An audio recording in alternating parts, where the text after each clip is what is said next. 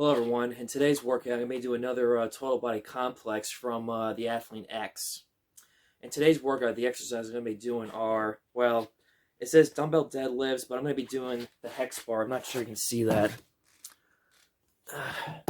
I'm going to be doing a hex bar deadlift. I mean, nothing against the dumbbell deadlift. It's not that I don't hate the exercise. It's just not my go-to of a deadlift variation. Because when you do with the dumbbells, it's I can lift more than this, but at the same time, nothing wrong or against it, but not a bad way for beginners to start with the deadlift before they get into the barbell movements. Then I'm going to do bent row dumbbells, dumbbell hanging cleans, and for an upper body complex, forward step up with dumbbell presses, step down reverse lunges with dumbbell push-outs, dumbbell single leg RDL with dumbbell curls. And then for the lower body complex, I'm going to do split squat jumps, ice skaters, drop step lunge, and a jump squat. And for some core, I'm going to do cross-up planks, power plank ups, twist and T planks, right and left. 3 rounds, 8 times, each exercise.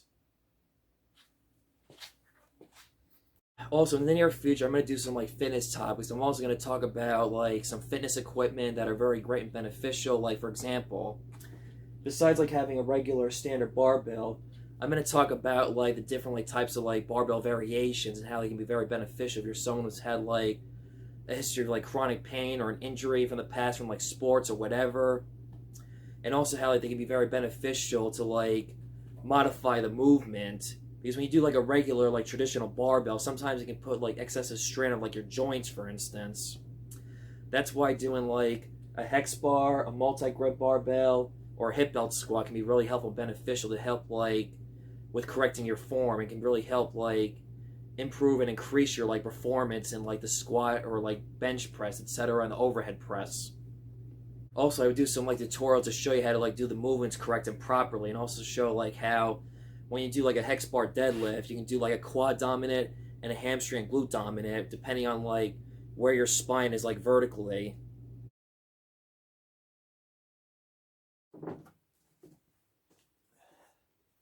As I said before, there's 2 variations of a hex bar deadlift. You could do it like this, the traditional deadlift, or remain upright, but that's really more quad dominant, whereas when you do this is more hamstring glute dominant. A little pro tip about doing any deadlift variation is definitely you want to do a hook grip. That's very debatable, very controversial, but there's a right way, there's a wrong way to do the hook grip.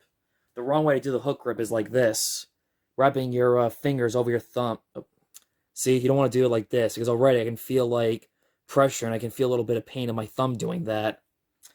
What you want to do is you want to have the hook grip, you want the finger above on the thumb of the nail. That's how you want to do the hook grip correctly. Not like this, like this.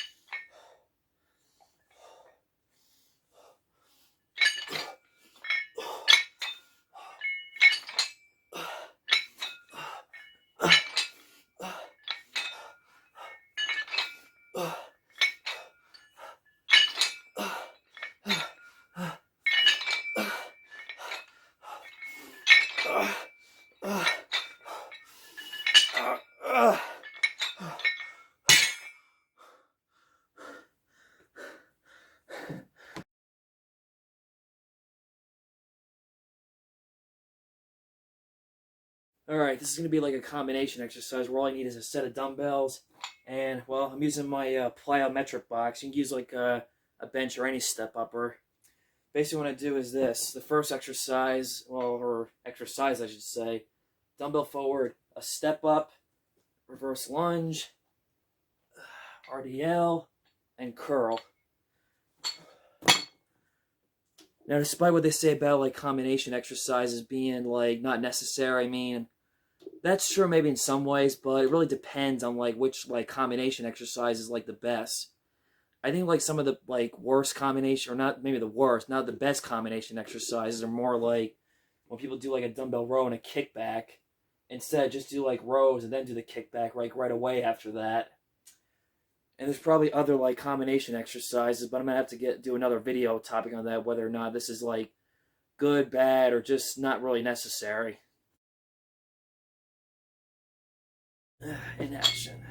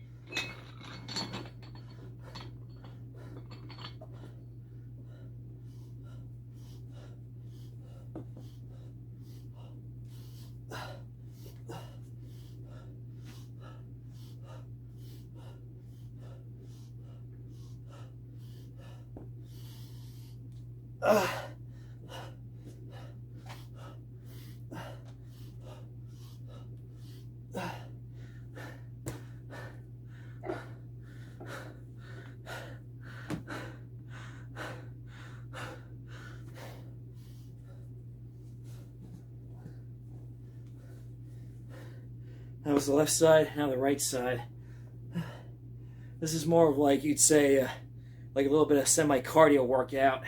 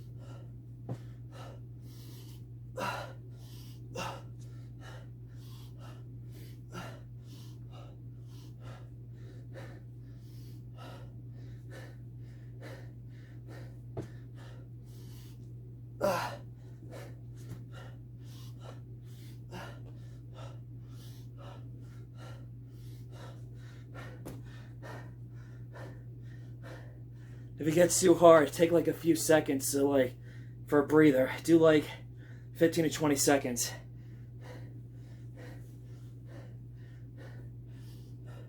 And also, don't worry about the weight. It's not about how much weight. It's just about challenging yourself, pushing your body to the limit.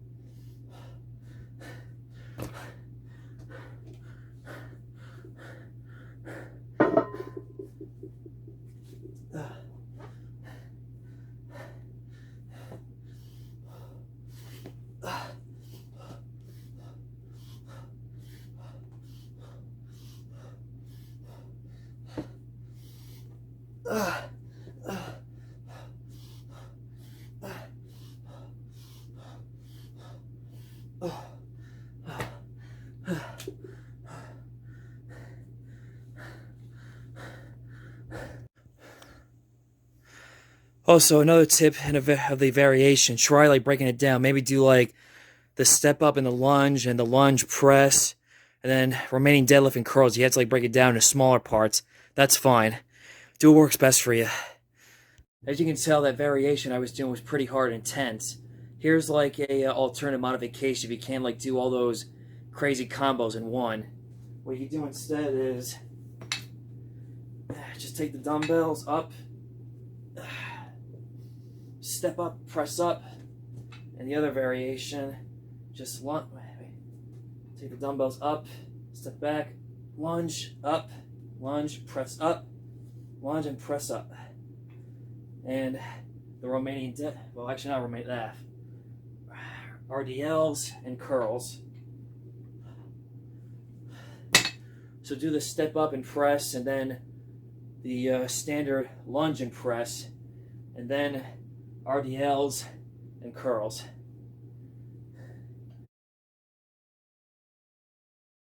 All right, now this part of the workout, we're gonna be doing like a lower body complex exercise. You have the option of two things. You do this just body weight with no weight, or use a weighted vest. But I decided I'm gonna go for the weighted vest, and let me tell you, if you think that weighted vests are expensive, look, buy a book bag or use whatever book bag you have that's available that carries a good amount of weight. And here's the poor man's version of a homemade weighted vest.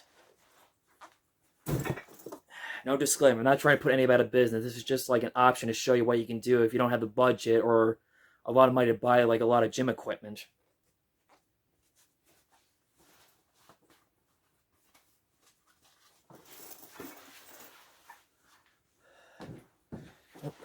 Let's see. Okay, split squat jumps.